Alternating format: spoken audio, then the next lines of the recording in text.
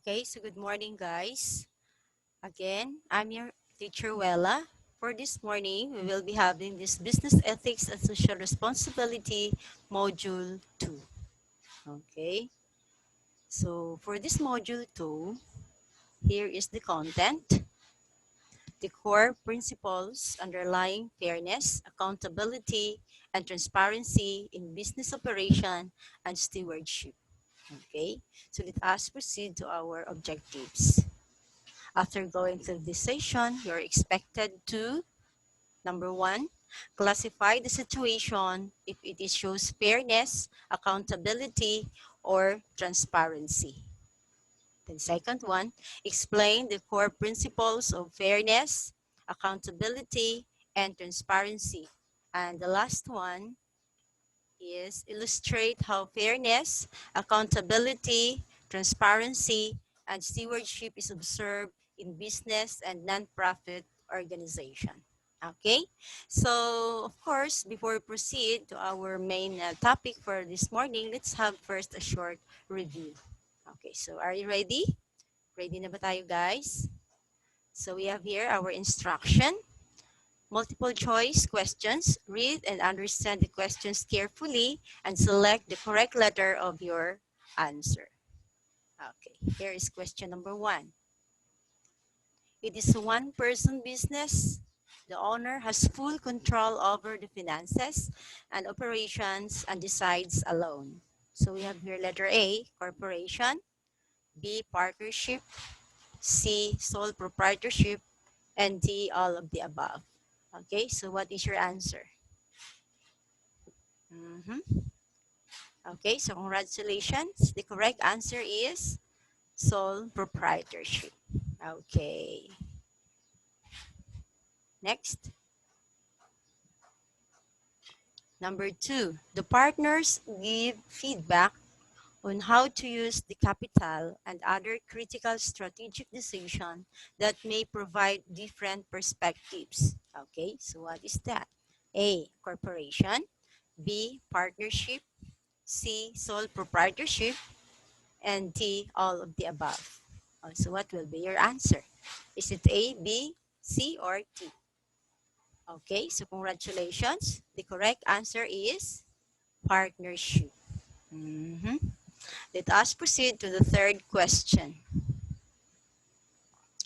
Is a business entity that is owned by its shareholders who elect a board of directors to oversee the organization's activities. Okay, so what is that? A, corporation, B, partnership, C, sole proprietorship, and letter D, all of the above. Okay, so what will be your answer? Is it A, B, C, or D? Okay, congratulations. The correct answer is A, corporation, because we are having that shareholder or shareholders. Okay, let us proceed to question number 4. A financial gain, especially the difference between the amount earned and the amount spent in buying, operating, or producing something. So what is that? A, business, B, profit, C, income, and D, all of the above. And what is your answer? Congratulations, you get the correct answer. The answer is letter B, which is profit. Okay, so next, we have here the last question. Number 5 also refers to the organized efforts and activities of individuals to produce and sell goods and services for profit. So we have letter A, business, letter B, profit, letter C, income, and letter D, all of the above. So what will be your answer? Wow, congratulations. So the correct answer is A, that is business. So very good. Congratulations to all that got the correct answer or have a perfect score. Ang galing. Now, let us proceed to our lesson for this session. So we have 3 core principles that should be implemented in business operation. Okay? So napakaganda nito, guys. And what will be the first one? Remember, 3 core principles that should be implemented in business operation. So time will come na you will become an entrepreneur or magkakaroon kayo ng sarili nyong business, dapat po ay magkakaroon tayo ng ganito. And number one, we have fairness. Of course, very common words. No? Alam na alam natin what is fairness. But of course, alamin natin, ano pa ba ang fairness? So, ability to make judgments free from discrimination or dishonesty. Diba? This is the standard of judging which is exempted from bias or prejudice. Okay? So, pag sinabing judging which is exempted from bias, ibig sabihin yan, patas. Okay? Wala tayong kinikilingan, wala tayong pinuprotektahan. O, diba? Sabi, trabahong totoo lamang. Okay? And we have here, the value of fairness is about the process of decision making, not the outcome. Okay? So, let's move on. Fairness is giving to a person what is due to him or her. Okay? So, when we say fairness, dapat patas lang. Ibigay natin kung ano yung nararapat sa tao. Kung ano yung deserve niya. Okay? So, kailangan ibigay mo. No? As employer or as employee, maging patas tayo. Aliman tayo sa dalawa, ikaw man ang may-ari, nagtatrabaho ka man, magiging patas. Ibigay mo yung para sa amo mo, ibigay mo yung para sa tinatrabahuan mo, ibigay mo yung para sa trabaho mo. Ikaw naman, na may-ari, ibigay mo para sa mga trabahante mo, ibigay mo yung tamang treatment para sa mga tauhan mo. Oh, that is fairness. Okay? So, let's have an example para maintindihan. No? We have here. In making a hiring decision, one may evaluate qualifications and proper documents or requirements. O, diba? So, bawal po dito ang padrino or padrina. Bawal dito ang kakilala. Bawal dito ang relatives. Diba? So, if we are going to practice that fairness, wala tayong sinisino. Sa totoo lang. So, we have the qualifications, meron tayong proper documentation, meron tayong proper requirements na sinusunod. Yung iba, meron pang criteria, and we should follow.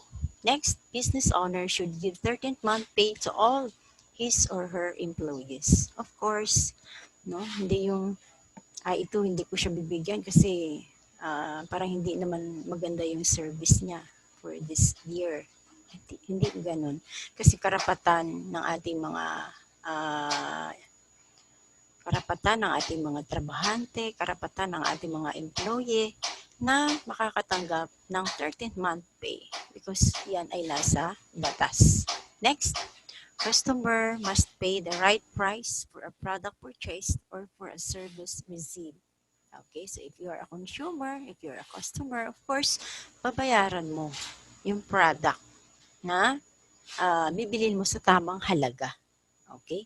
At babayaran mo yung services na tinanggap mo sa tamang halaga din. Okay? Ma'am, pwede pong tumawad? Of course, it depends upon doon sa concern, no? Dun sa nabibigyan ng serbisyo or dun sa may-ari, kung patatawarin ka.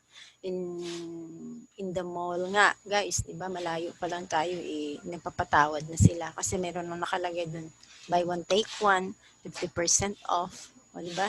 So, if you are having a shopping in a mall, hindi mo na dapat sabihin pa, pwedeng tumawad, no? Kasi andun na nakalagay na, di ba? Yung mga tawad-tawad yan, pwede sa palengke. Ayan. But it depends upon on the business owner. Okay? Next. Be open-minded and carefully evaluate information. Okay? So, dapat maging bukas ang isipan natin. Ano? And maging maingat tayo. Sa pag-evaluate, no? Huwag maniwala agad. Ay, ma'am, ito si ano. O, diba? Ay, sir. Ayan. So, if you become a manager someday, huwag kang maging one-sided, no? Pag mayroong rumors or there's something na narinig ka, so kailangan alamin mo both sides, no? And wag agad-agad. You need to observe first. Totoo ba ito? Hindi yung agad-agad react ka, okay, okay, okay. O, ayan. Talagang, ano yun mo kaagad, naniwala ka dun sa isang side lang. Eh, hindi mo alam, may galit siya dun. Or hindi mo alam, there's something hindi maganda yung samahan nila. So, as a manager, you should be open-minded and then you are going to observe and pakinggan mo yung both sides. Okay? Last, treat people equally according to abilities. Okay? So you should be fair, patas yung ating pakikitungo sa lahat ng ating mga employee or sa lahat ng ating mga kasamahan sa trabaho or kung tayo man yung may-ari sa lahat ng employee, dapat patas ang ating pakikitungo. Okay? So let us proceed. So that is fairness. Okay? Dapat patas na pakikitungo. Next, accountability. Accountability means that every person in an organization is responsible for actions, behaviors, performance, and even in decision making. Okay? So, ikaw yun eh. Accountable ka sa sarili mong gawa, sa sarili mong ugali. Ayan. Kung paano ka nag-act sa isang organization, accountable ka dyan. Okay? Next, responsibility is an ongoing task that needs to be done. Okay? So, that is accountability. So, mabigat na responsibilidad. No? So, if you become a manager, so you are going to act and be responsible as being a manager. And if you have an employee, so you should be responsible to be, so you should be responsible, no, as being an employee. Kasi accountable ka sa lahat ng ginagawa mo, no, within sa trabaho na meron ka. No? That is your responsibility. Okay? So next, these two words are somewhat synonymous to each other. Being accountable means a person is liable to face the consequence once a task is not done.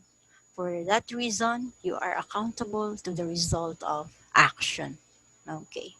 Kumbaga, ah, gawa mo, ikaw yan. Panagutan mo yan. Eh, ginawa mo yan eh. 'Di ba? Ginawa mo yan, so panagutan mo. 'Di ba? So ikaw ang account diyan. Hmm? Sa responsibilidad na binigay sa iyo.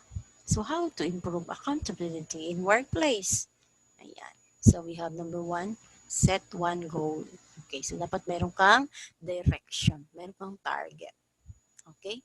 So, kung ano ka man dyan sa organization na andyan ka, dapat meron kang target. Ano pang target mo? Okay? So, wala naman tayong target na masama, di ba guys? Most of us, ang target natin is mapabuti, mapa-improve kung ano man yung, or kung nasaan man tayo. Next, give feedbacks. Address the poor performance as soon as possible. Okay? So, magre-recommend ka, magsasuggest ka, magbibigay ka ng feedback. No? If there are some poor performance, so dapat ma-address agad-agad para maging maayos yung organization na kung saan ka belong. Okay? Next, have a follow-up through and follow-up. Okay? So, follow-up lang po ng follow-up. Yung manager, your responsibility is to oversee, all the performance within that business organization. So if you are in the business organization, so hindi ka dapat nagpapabaya. Next, assume that sometimes people do not understand the impact of their behavior. Ayan. So next, let us proceed. So that is accountability. So let us proceed to transparency. Ayan, the third one. And this is the most important. Now, what is transparency? When someone communicates honestly and openly with coworkers in an organization, in a culture where information flow freely to team, this is transparency. Okay, so mean to say you are very open. So wala kang tinatago, no? Ano at sino ka man, ano man yung gawa mo, you are very open na ipakita, na i-share sa kanila. Okay? Then, understand the concept that transparency builds trust expand relationship, promote productivity, and strong leadership. O, di ba? Ang ganda. So, if you are a transparent person, of course, ano ang nabibuild? Nabibuild mo yung trust, no? Yung tiwala ng isang tao sa'yo. Then, expand relationship. So, marami kang nagiging kahalubilo kasi marami nagtitiwala sa'yo. Promote productivity. O, di ba? Naging productive ka. So, if you are a productive member of that organization, of course, yung organization mo magiging productive din. And of course, strong leadership. So, if you are a leader, of course, magiging maayos yung leadership mo. Kasi marami nagtitiwala sa iyo if you are a transparent person. So, transparency is very important. No? In any organization, ma-business man yan, ma-private man yan, or any organization na meron tayo, kailangan we should always practice transparency. Okay? So a transparent approach makes a person more honest and sincere in his or her relationships, in communicating his her points of view, and in working actively to find shared meanings and goals. Okay? So napakaganda, no? Kung ikaw ay isang transparent na tao. Okay? Next, here are the ways to create transparency. Okay, so bibigyan tayo ngayon ng mga pamamaraan kung paano tayo makaka-adapt o paano natin maipakita yung pagiging transparent. Number one, be honest. Remember, the transparency builds trust. Okay? So, sabi nga, no, mula pa noon, honesty is the best policy. Ayan. So, we need to practice that one every day in our life. Next, win or lose, share the result. O, di ba? Okay, so for example, since most of you are in senior high school pa lamang, so most of the time magiging cashier tayo, no? In some big company pagdating ng araw. So, of course, pag ikaw ay pinagkakatiwalaan, you should be transparent. Pakita mo. Kahit yan ay nalugi or nagiging maayos man yung hinahawakan mo, either it is a cash or that is an obligation, so you need to share the result. Especially in a business organization, meron tayong mga financial statement, meron tayong mga financial reports. So kailangan ipakita natin kung ano talaga yung status, no? Kung ano talaga yung report, ano talaga yung result ng ating business operations. Then number 3, work with people who care about transparency. Diba?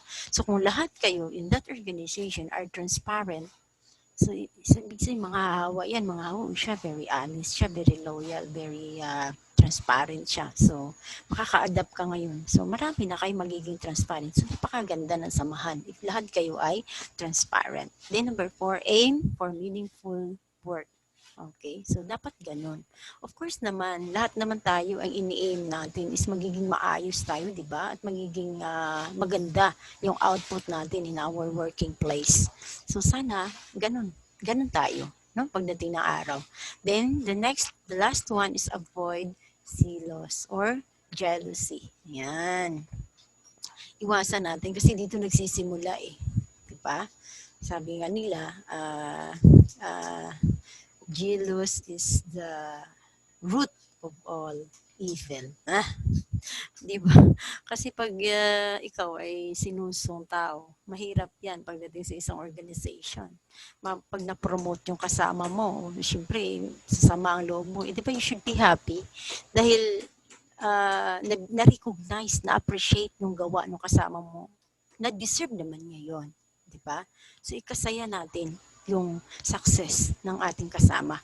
And of course, kung ikaw ay masaya sa success ng mga kasama mo, balang araw ay babalik din yan sa iyo. 'Di ba? May magiging masaya din dahil ikaw, no, sa susunod na mga araw ay magiging mare-recognize din. Pero kung ikaw ay malungkot sa success ng kasamahan mo, asahan mo, pagdating ng araw, ang ibang tao malulungkot din sa success na ginawa mo kasi siguro ay hindi tama yung way, yung process, bakit ka naging successful. Okay? So that is transparency. Okay, so I will give also some examples of transparency. Number one, have an accurate report on the company's financial situation and risk to investors. O diba? Sabi ko kanina, ibigay ang totoong report. Ibigay ang totoong financial report. Okay? Next, hold and select bids according to an open, predefined process. Okay? Then number three, have an open process of decision making such as in promoting an efficient employees. Okay? So, yun nga, 'di ba? Kanina dapat ma-promote ka in a proper way. Hindi pwedeng ma-promote ka because inaapakan mo yung iba. Mali. Okay? So, sabi nga niya, have an open process of decision making. Hindi yung kayo-kayo lang nag-uusap, no? Open po ang criteria, open ah, ang mga documents, bakit siya yung mga pointing system, ano ba yung mga pinagbabasihan, bakit siya naging efficient, o bakit siya magiging manager na, o bakit siya magiging vice president. So, it should be an open process. Yan po yan ng whole body or ng mga skeletal force, yung mga important person within the company. Okay? So, because of that, no, as we have a short summary of what we have this morning, so of course, the three core principles that should be implemented in business operation, kung dating kalimutan, we have fairness. Yan. So, dapat maging fair po tayo, no? Ano man ang ating marating balang araw at saan ka man maluklok na posisyon, you should be fair. You should practice fairness. And then, the second one is accountability. No? Accountable ka sa lahat ng actions, sa lahat ng decisions, sa lahat ng gawa mo. Then the third one is this transparency. So I hope that you've learned a lot about that three core principles, no? That should be implemented in business operations. So before we end, guys, I have here so learning task number 1, makinig, no? And try to understand the instruction. Sabi niya, you are always the kind of person who fear failure. Okay? Avoid conflicting situations. So, parang ikaw yung taong simple lang, talaga ayaw mo ng gulo. Ano pa, and afraid of being fired from your, siyempre, ayaw ko mawala ng trabaho. So, andiyan ka lang, tahimik ka lang talaga. So, gusto mo lang makapag-work ng maayos. No? For the sake of your family, ay gusto mo lang talagang gumawa ng naaayon sa ano yung accountable ka, yung responsibilidad mo as an employee.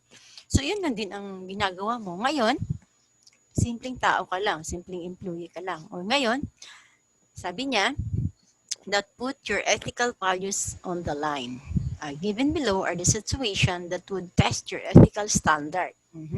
How would you respond to the situations? Okay?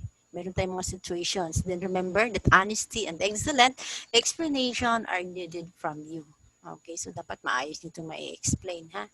Okay, so ikaw, simpleng tao ka lang, ayaw mong ma-fired, ayaw mo ng gulo, but na-observe mo itong mga situation na to in your company or in your organization. So ano ngayon?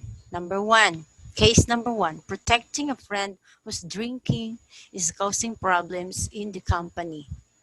Ano ngayon ang gagawin mo? Mayroon kang kaibigan na pasaway. Ayan ha, nagko-cause ng problem. Then, dahil nag-iinom. Next, ano ngayon ang gagawin mo dyan? Next, take credit to the work done by others. So, meron ka rin kasama, o na-observe mo yan ha, meron, di ba yung success ng iba, di ba? Yung merit ng iba ay ginagamit niya, no?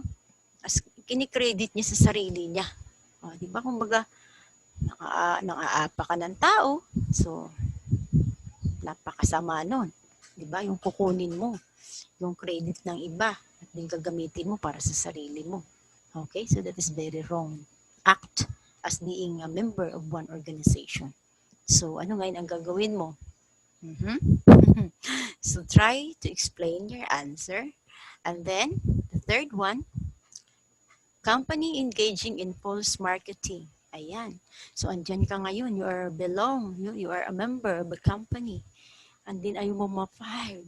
Diba? Ayaw mo ng gulo, ayaw mo masangkot sa gulo. And of course, na-observe mo na mali na pala yung marketing process na ginagawa ng company na nandun ka. So, paano na? Nai-engage na in impulse marketing. So, ano ngayon ang gagawin mo? No? Sabi dito, remember that honesty and excellent explanation is needed from you. Okay, so that is our learning task number 1. So let us proceed to the second exercise. Next, learning task number 2. And of course, this is the last task that I am going to ask from you guys to answer the following questions. Number 1, what guides you when you do not know what to do in a difficult situation? Again, ulitin ko, what guides you when you do not know what to do in a difficult situation? Okay? Try to explain your answer. Then, number 2, why is it important to have ethical values in the job? Again, why is it important to have ethical values in a job? Okay, guys, I think this is the end of our discussion for this morning. And of course, upon answering that exercise na binigay natin, I have here some rubrics. Writing mechanics or the content, 3 points. And of course, the grammar is also 2 points. So, ibig sabihin, bawat number ay we have a 5 points each. So, you may write your answer in a piece of paper and then you are going to attach it in our Google Classroom. Also, you can type or encode your answer in the Google Doc. Direct na po dun sa ating Google Classroom. Okay, so that's all for this morning. Thank you so much for uh, watching. Thank you so much for listening. Have a great day, everyone.